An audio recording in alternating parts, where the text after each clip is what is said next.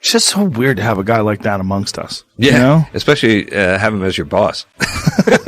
In fact, he measures pretty much every major decision by whether or not it brings the day when we have a self-sustainable colony on Mars sooner or later. That's the prism by which he makes every single decision he makes it through that prism. Jesus. Yeah. Well, also the lack of burnout, because he's been doing it at this incredible rate, 16 hours a day for how long? His whole life, I think. That's nuts. I know. And he's still hungry for it. Well, he's the next stage of humanity. Yeah. If people are evolving, he's like looking at us from the next spot. He's like, hey guys, I've got some ideas. He's doing so many different things at the same time.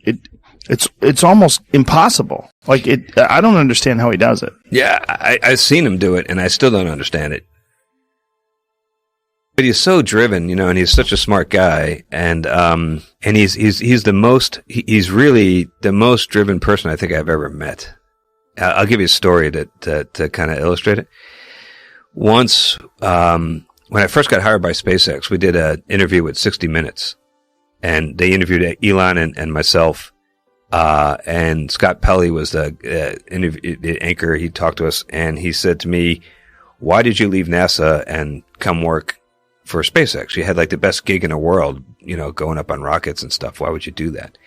And I said, well, if you can go back in time and you're a young engineer and you had the opportunity to like get in at the ground floor and work with Howard Hughes when he was like doing all the crazy stuff he was doing in his day, wouldn't you want to be a part of that? And Scott Pelley looked at me like with a deer in the headlights look, because I don't think he knew what I was talking about. But I was like, but then I realized as soon as I said that, like, oh my God, I just made a terrible strategic error. I compared my boss to Howard Hughes, and things didn't end up that well for Howard. He went crazy, right? He went kind of crazy. He became washed his hands too much and germaphobe. He was peeing in jars, and like his fingernails grew out like. Yeah. And I was like, oh no, I really kind of stepped in it, right? So you don't want to say that about the boss, right? So it took a while. It was like months later. We were driving in a rental car, just the two of us. In Florida, we had a meeting at NASA, and we were driving back to the airport to get on his airplane to come back to LA. And I'm driving the car. He's sitting in the passenger seat, and I said, "Hey, boss, remember that time we're on TV and I compared you to Howard Hughes? I just want you to know I was comparing you to the young, dashing, starlet dating Howard Hughes, not the old, decrepit, peeing in jars, fingernail guy." It's all about the timeline. Yeah. And I was, and all I got back was silence. And now I'm really scared, right? And I'm sitting there, like, waiting for him to say something. And Elon will do this. And he did this on your show, right? He kind of like, if you pose to him a serious question, he'll consider it. And he'll kind of go into this almost like a trance. He'll stare off into space, and you can see the wheels turning. He's like focusing all of his intellect, which is considerable, on this one question. And that's what was happening. So I waited. And then he turned back to me and he said, Garrett, I don't think it's an apt comparison. I said, oh, okay. Good. Why? I'm curious, why do you think that? And he said, well, none of Howard's designs, as brilliant as they were, ended up really changing the way we live our lives. So we don't send, like he made the Spruce Goose, which is an incredible airplane. It was all wood, trying to solve the problem during the war of rationing. He said, we don't send our goods across the oceans in giant wooden airplanes. We don't do that. The H-1 Racer was a beautiful airplane, but it was a one-off. It never really led to a large designs that changed the way people live their lives. So that was his objection, was not that like I was comparing him to some creep, but that it's really important to him to have the legacy of drastically impacting the way all of us live our lives, the kind of the way Steve Jobs did or others that really move the ball downfield for humanity. That's what's driving him. He's such an unusual human. I mean, there's very few people that you could make any kind of rational comparison to other than maybe Nikola Tesla. Will you really stop and think what he's done? Yeah.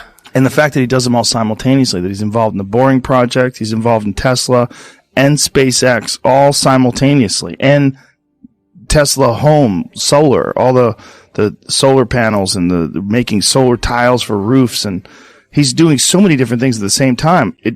It's almost impossible. Like I don't understand how he does it. Yeah, I've seen him do it, and I still don't understand it. You know, it's like I kind of burn myself out just trying to do one of those things. Yeah. He does all of them, and I mean, he does have all the advantages of wealth, which helps. You know, so like he'll have meetings with us, and he'll walk out of his last meeting, and he'll walk across the street to Hawthorne Airport, hop on his jet, and he's at Palo Alto in a couple hours, and he can be first thing in the morning at Tesla. Right. And he's got a staff that helps him, and, you know, he's got those advantages.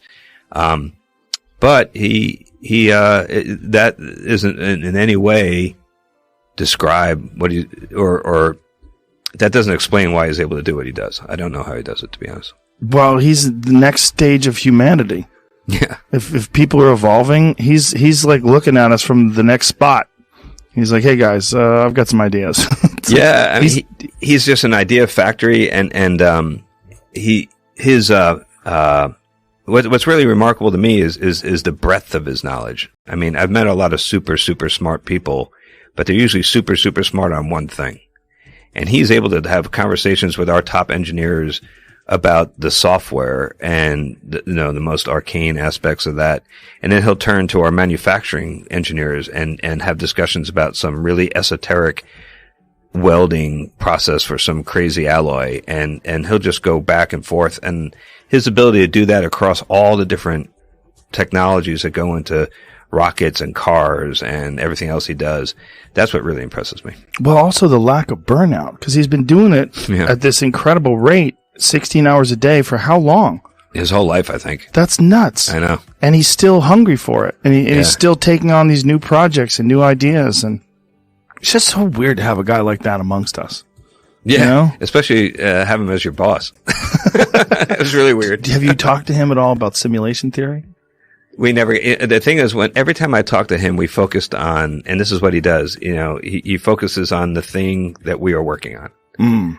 So that's one of the ways he does his time management. That's one of the ways he is able to do all these things. It's like, he doesn't sit around and BS with you about like what's going on with, was it Neuralink, the company where he's making the chips that go in your head? Oh, that's right. I forgot about that. That's the other thing he does. That one. He changing the way humans interface with data. He never said to me like, Garrett, what do you think about having a chip in your head? That like never. He doesn't do that. He talks to the people who really know about chips and putting chips in people's heads. He talks to them about it. In fact, he measures pretty much every major decision by whether or not it brings the day when we have a self-sustainable colony on Mars sooner or later. That's the prism by which he makes every single decision he makes it through that prism. Jesus. Yeah. So he's got an idea, and he'll keep pushing, and you know, he gives us aggressive timelines that we have to work to, and we work really hard to try to meet him. It's hard when you're doing stuff that's this complicated to predict exactly how long it's going to take. So, you know, we end up often falling a little bit behind, but we do our best.